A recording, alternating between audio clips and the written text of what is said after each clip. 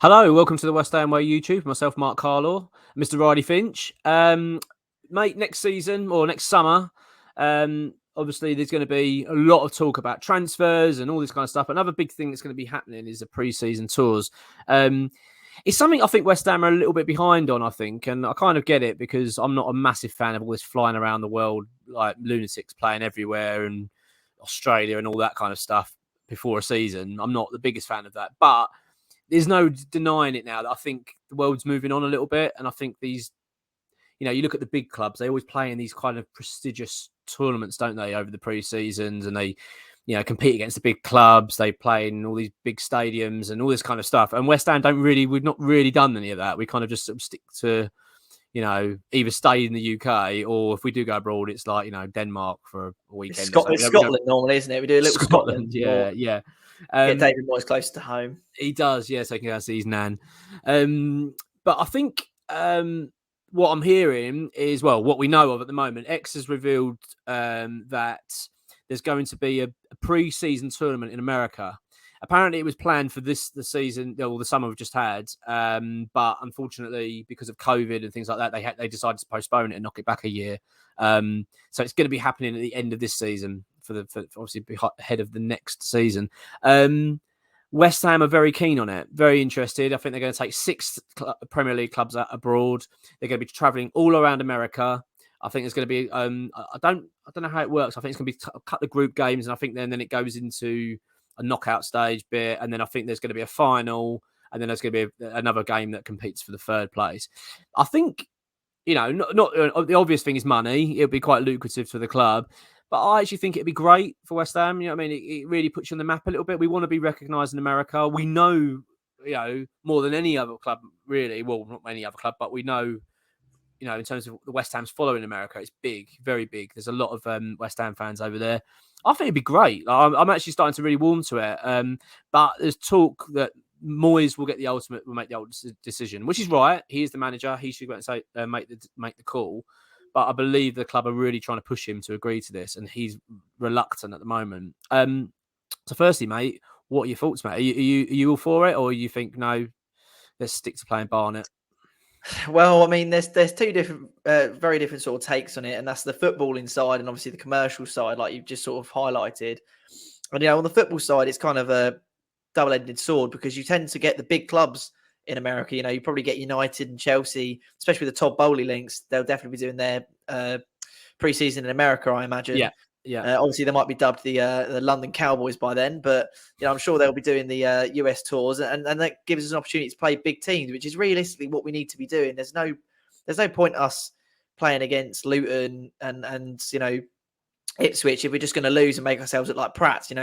At least if we go against United, and we lose like 3-2 or 3-1 or whatever, and we run out the kids, it doesn't matter, does it? Because it's just a high-profile game. It'd be fun. But then you also think pre-season is quite tough for us normally, especially when we get our transfer sort of deals done quite late.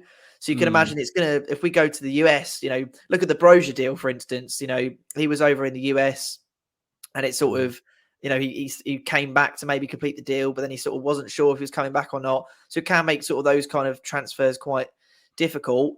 And I think, when we have such a crap pre-season anyway, I think it is, time is of the essence. If you're shifting all these players over to the US and you can only bring a certain amount with you, you might want to, you can only leave a certain amount at home and then maybe get an injury and then that is going to affect pre-season.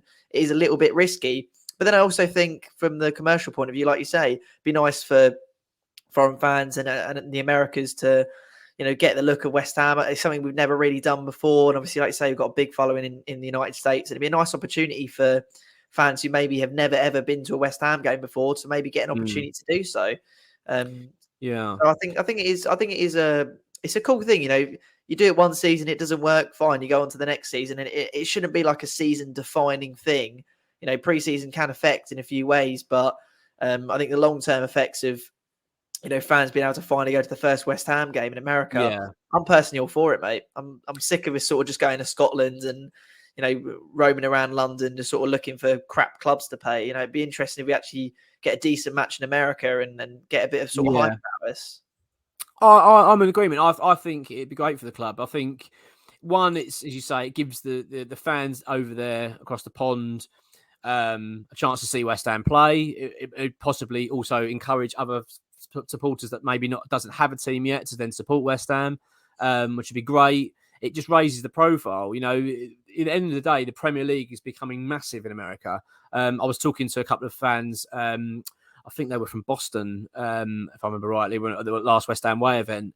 Lovely chaps, and they were saying like it's massive over there now. Like Americans have really started to realise how entertaining the Premier League is, because they don't actually because they've tried to push MLS onwards and upwards. And to be fair, they have done a fairly good job of it. I think they recognise now. If anything, it's made them realise how good the Premier League is, because they're watching this football probably think it's a bit crap. It's not overly that exciting. The talent's not quite at the same level, but now they're getting access and to look at the Premier League games. They're thinking, right, this is where it's actually at, and they're actually enjoying the sport. So it's a really good time, I think, for West Ham to go over there now. I think this is the perfect opportunity.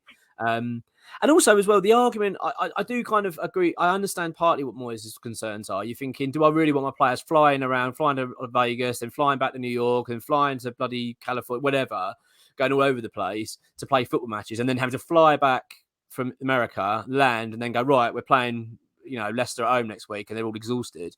I do understand that. But then the other argument of that is, well, all the other clubs are doing it. They don't seem to really struggle. Tottenham have been doing it for a long time. Arsenal do it every year. I think Arsenal playing in China and stuff just recently. Look at them. They're top of the league at the moment. So I don't know whether the argument kind of sticks anymore. You're kind of thinking, well, really, yeah, you might be a bit tired a couple of days afterwards to catch back up, but ultimately, these are professional footballers. They've got to be used to travelling and this sort of stuff. It's quite part and parcel of the game, isn't it? And also, don't bear in mind as well, you've got West Ham now that have been playing in Europe for a couple of years. So I know it's not quite the same in terms of scale and lengths of flying and stuff and time scales, but there must be a little bit of element of they're getting quite used to it now, getting on planes, going here, staying in hotels, flying back early, get ready for the game at the weekend. I don't think it'd be a problem for West Ham. I'm actually.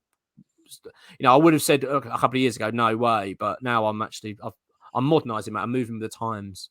You know what I mean? Something that David Moyes doesn't tend to do. He's a man of habit, isn't he? He likes his little trips to Scotland, and he likes that sort of training session. But there's no reason why he can't go to Scotland for a week and then go to the sunny sights of America.